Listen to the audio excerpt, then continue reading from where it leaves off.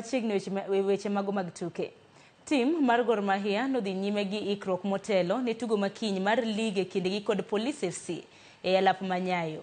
Jalup kocha Kobi Mensa owacho ni gigeto yudo point 3 bang' wuok gol 1-1 gi klab mar Ulinzi Stars giko odira mokalo.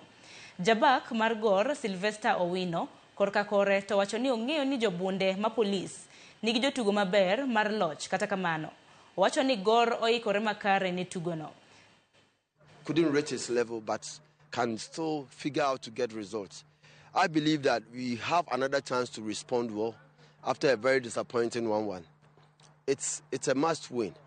I believe that we're in a very good chance from what I saw in Police. I'm not underrating them. Yeah, true. They are a tough side, but equally we are prepared enough to make sure that we face them and get maximum points in that match. But I know it's not going to be easy, so the players really have to be mentally prepared.